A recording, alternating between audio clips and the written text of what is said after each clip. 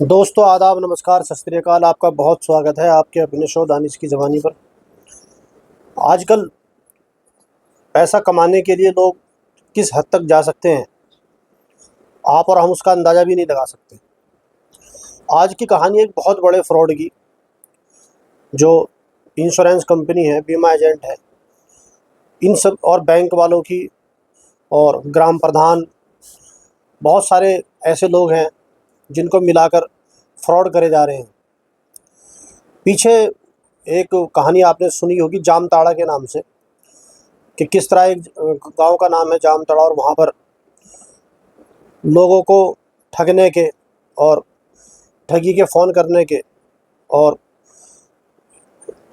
तरह तरह से बेवकूफ़ बनाकर उनके अकाउंट से पैसे निकालने के ट्रेनिंग सेंटर खुले हुए थे।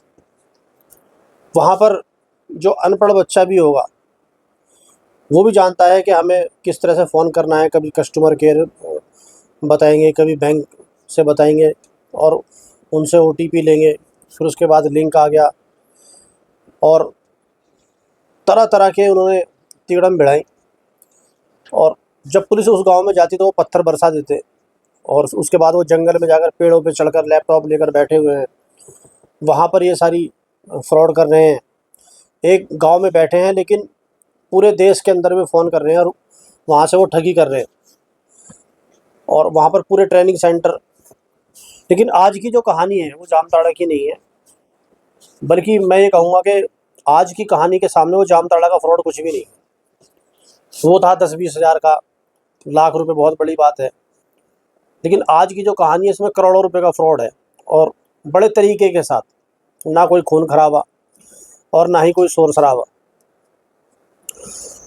तो कहानी है संभल की, जनवरी 2025, मतलब इसी साल की, आज से 4 महीने पहले की। दो सगे भाई बैटरी रिक्शा में कहीं जा रहे थे, और जैसे ही बैटरी रिक्शा स्पीड पकड़ता है तो जो दो भाई थे उनमें एक भाई दिव्यांग था। तो जो दूसरा भाई होता है और चलते हुए तेज़ी से ई रिक्शा से उसको धक्का देकर नीचे गिरा देता है, और उसके बाद शोर मचाता है बैटरी रिक्शा वाले से कि तुम इतनी तेज़ चला रहे, तुमने मेरा भाई गिरा दिया, इसको रोको, इसको रोको। और वो रिक्शा रोकता है और वो फ़ौरन अपने भाई के पास जाता है, और उसके बाद फिर रिक्शे वाले से लड़ना शुरू कर देता है कि तुमने मेरे भाई को गिरा दिया। क्योंकि भाई दिव्यांग था तो उसको ये तो पता नहीं कि वो गिरा कैसे, और ना ही उसको ये पता कि मुझे किसने धक्का दिया है। और इतनी तेज़ी से रिक्शे में जब वो गिरा तो वो घिसटता चला गया, और उसको बहुत सारी खरोंच, उसकी शर्ट और जो उसके कपड़े थे फट गए। अब वो पहले बैटरी रिक्शा ड्राइवर से झगड़ता है और उसके बाद उसको बोलता है कि तू जा। और जैसे ही बैटरी रिक्शा वाला वहाँ से जाता है तो वो अपने दिव्यांग भाई के जिस साइड में चोट लगती है गिरने के कारण, उसी साइड से वो एक पत्थर से उसके सर को बार बार टकराता है। मतलब कुल मिलाकर वो अपने सगे दिव्यांग भाई को पत्थर पर उसका सिर टकरा टकरा कर उसको जान से मार देता है, और उसके बाद झाड़ी में छुप जाता है। फिर लोग आते हैं, इकट्ठे होते हैं, तो फिर पीछे से आता है कि मेरे भाई को किसी वाहन ने टक्कर मार दी जिससे उसकी मृत्यु हो गई। इधर जो संभल की एसपी थी, एडिशनल एसपी अनुकीर्ति शर्मा, रात के समय जनवरी के महीने में वो राउंड पर थी। और आपने देखा होगा जब कोहरा पड़ता है तो आगे का दिखाई नहीं देता कुछ भी। तो जो ट्रक की जो लाइट होती हैं, क्योंकि ट्रक की बैटरी हैवी होती हैं, उनकी लाइटें तेज़ होती हैं और कोहरे को काटने वाली होती हैं।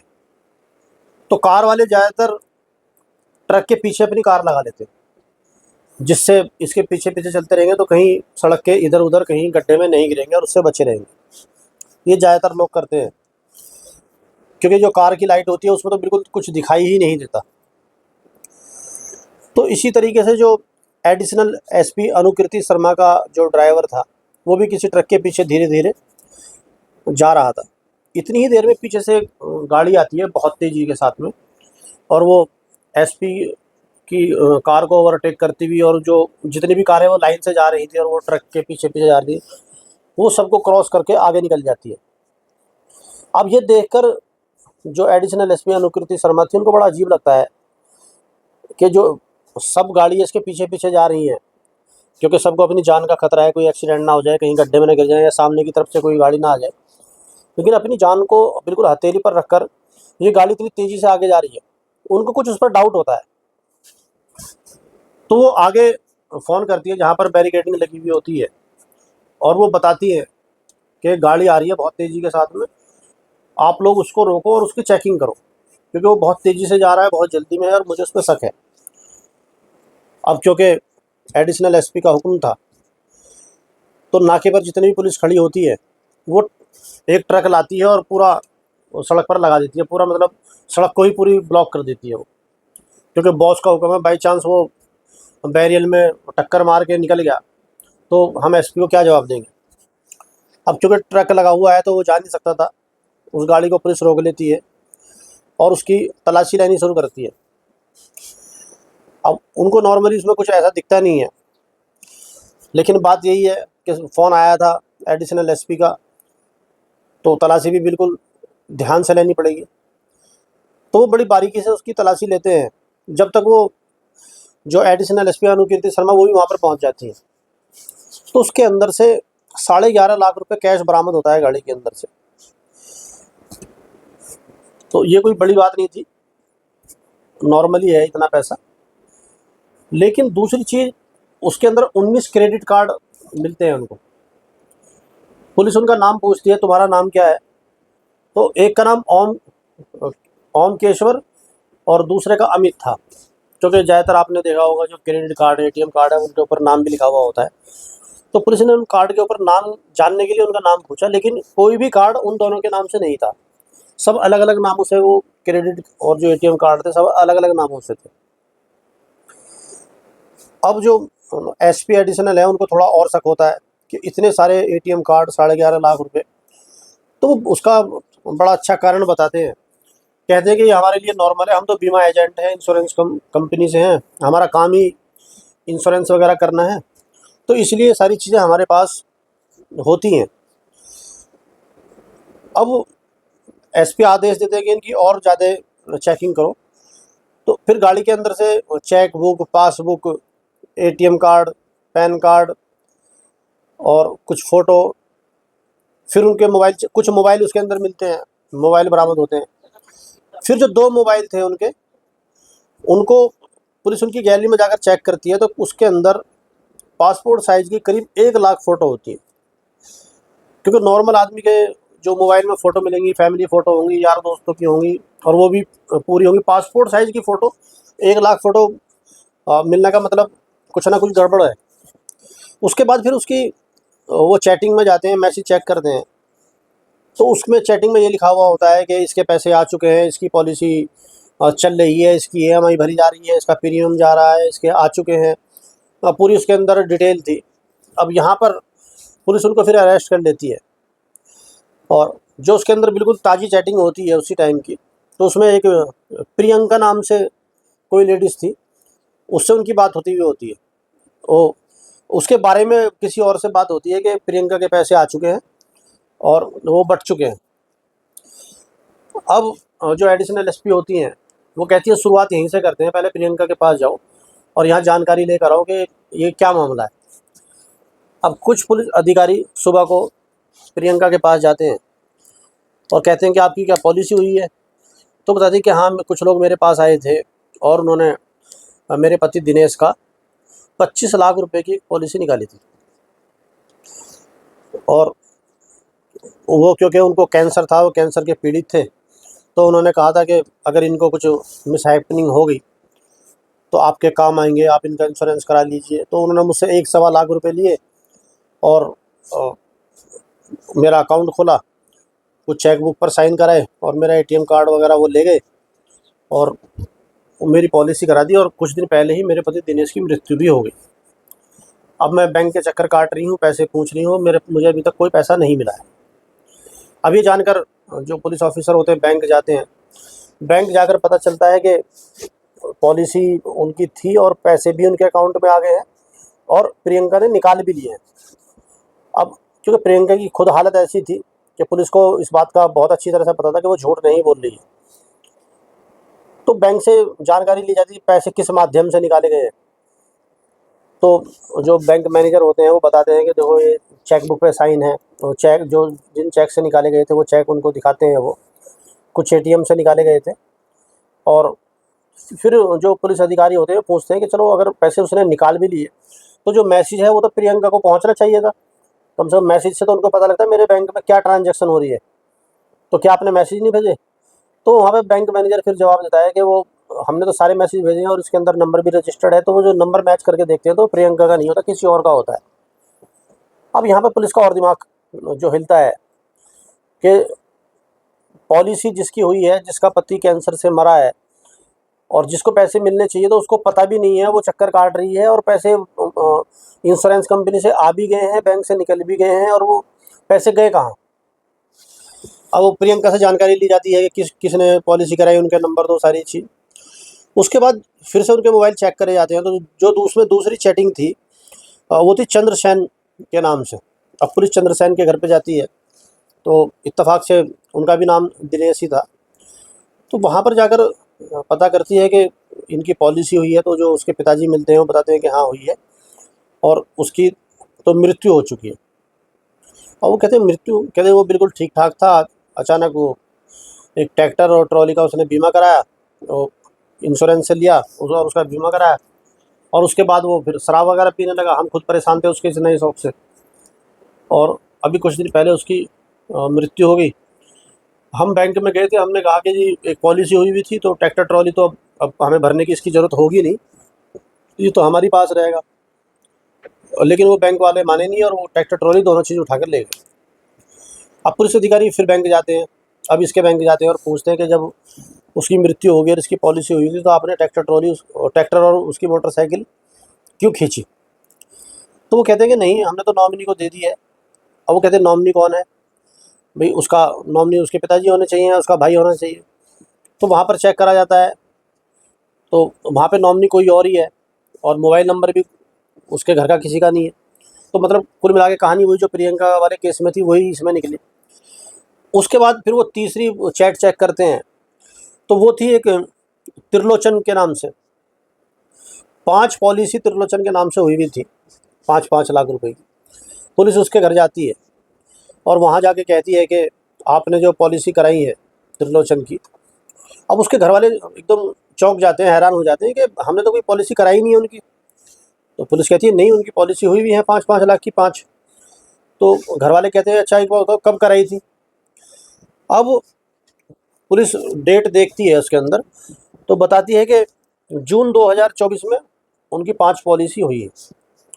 और घर वाले हंसते हैं, कहते हैं कि साहब आपको ज़रूर कोई गलतफहमी हुई है, क्योंकि दिसंबर 2023 में ही त्रिलोचन जी की मौत हो गई थी। अब ये सुनकर फिर वो शौक और फिर हैरान होते हैं कि ये क्या हुआ, जो बंदा 2023 में मर चुका है वो जून 2024 मतलब 6 महीने बाद उसकी पॉलिसी कैसे हो सकती है। अब यहाँ पर फिर वो पता करते हैं किससे कराई थी पॉलिसी, कैसे हुआ, वो सारी चीज़ चेक करते हैं। अब इसमें धरपकड़ शुरू होती है। अब धरपकड़ में 51 गिरफ्तारी इसके अंदर होती हैं, जो उन पॉलिसी वालों की और कुछ जो बैंक वाले थे उनकी, तरह तरह के लोगों की, पूरा उनका ग्रुप था, बहुत बड़ा गैंग था। और 25 ट्रैक्टर बरामद किए जाते हैं। अब जो कहानी सामने जो आती है कि ये हो क्या रहा था, पुलिस खुद परेशान थी। ये सब बरामद हो गए, 20-25 ट्रैक्टर बरामद कर लिए हैं और जो 51 गिरफ्तारी हो गई हैं, 11.5 लाख रुपए जो गाड़ी में मिले थे वो भी हैं सारे। सारी चीज़ चेक करने के बाद अब इसकी जड़ तक पहुंचा जाता है कि ये हो क्या रहा था। तो पता ये चलता है इसके अंदर कि ये क्या करते थे लोग, कि जो लोग गंभीर रूप से बीमार हैं, जिनको बड़ी बीमारी है कैंसर की तरह की या कोई हार्ट की, उन लोगों को ये ढूंढते थे और ढूंढने के बाद फिर उनका इंश्योरेंस कराते थे। उनको पता था कि 2-4-6 महीने में, ज़्यादा साल भर में आदमी मर जाएगा, तो ये उसकी पॉलिसी करा लेते, कोई 25 लाख की, किसी की 50 लाख की, और उसके बाद उसका प्रीमियम भरते थे। और जैसे ही वो मरता था, और वो क्योंकि इसके अंदर जो ग्रुप था तो वे खुद पॉलिसी वाले मिले हुए थे, कुछ पॉलिसी में नौकरी करके आ चुके थे, रिटायर थे, वो मिले हुए थे, और कुछ बैंक वाले मिले हुए थे।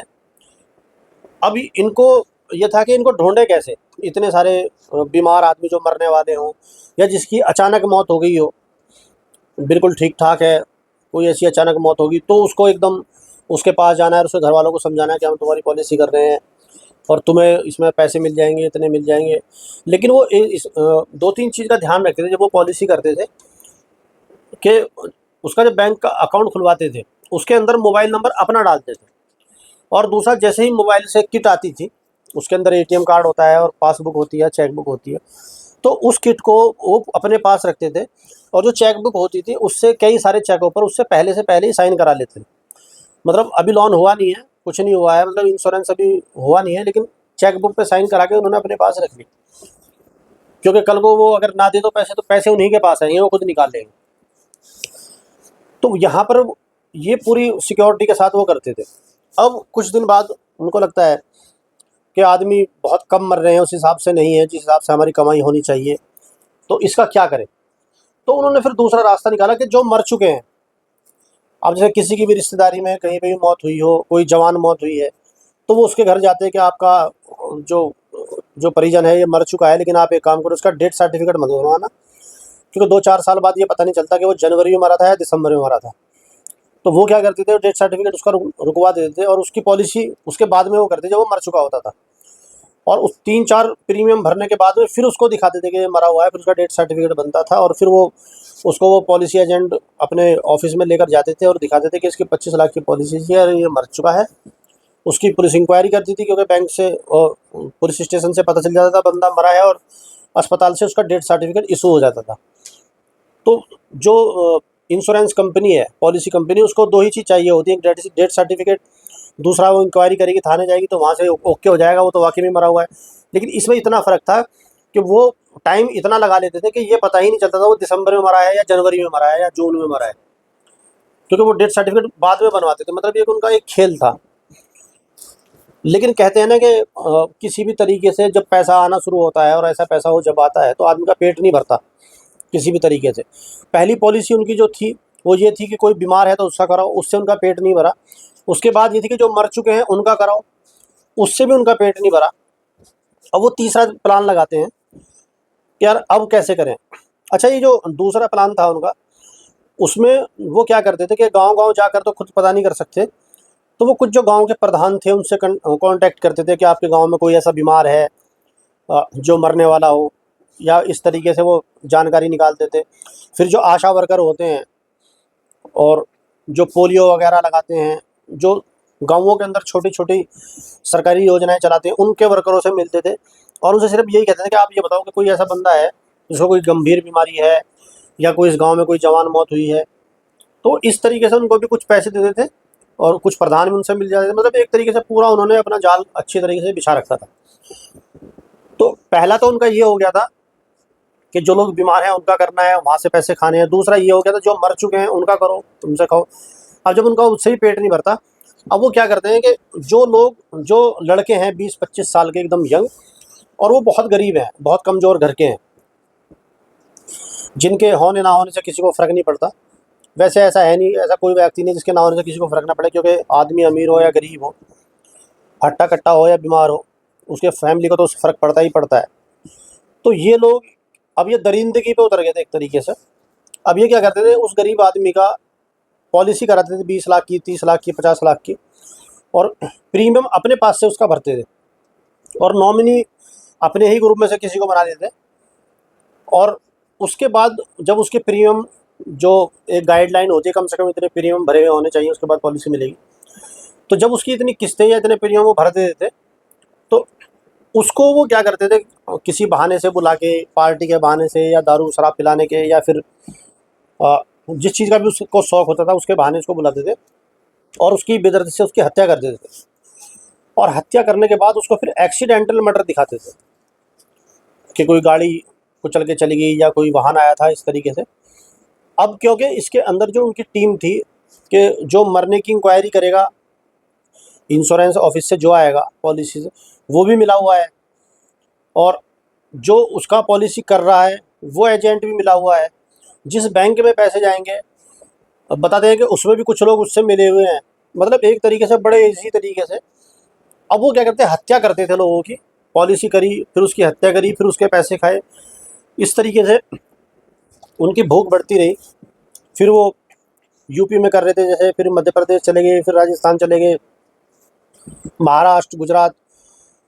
उसके बाद में फिर वो साउथ की तरफ निकले। लेकिन वहाँ पर जाकर उनको एक प्रॉब्लम आ रही थी कि वो जो लैंग्वेज उनकी थी वो ये बोल नहीं पा रहे थे। तो वहाँ पर इनकी जो सेटिंग हुई नहीं, वहाँ से वापस आ गए, क्योंकि अगर ये लैंग्वेज वहाँ की बोल पाते तो ये वहाँ पर भी करते। तो जितनी इधर की ये बेल्ट थी जहाँ पर हिंदी बोली जाती है, तो इन सब जगह पर इन्होंने ये सब करा। और जो संभल की एडिशनल एसपी अनुकृति शर्मा जी थी, उन्होंने इस केस को खोला और ये सब 51 गिरफ्तारी, 25 ट्रैक्टर, 11 लाख रुपए, बहुत सारी चीज़ें उन्होंने बरामद करी और इसका पर्दाफाश हुआ। तो ये थी आप आज की कहानी, सत्य घटना 25 तारीख की इसी साल की। उम्मीद है आपको ये पसंद आई होगी। इसमें आपके क्या सुझाव हैं, सवाल हैं, कमेंट में ज़रूर बताएं। अब मुलाकात होगी आपसे कल किसी दूसरी सत्य घटना के साथ। तब तक अपना और अपनों का ध्यान रखें। बहुत बहुत धन्यवाद।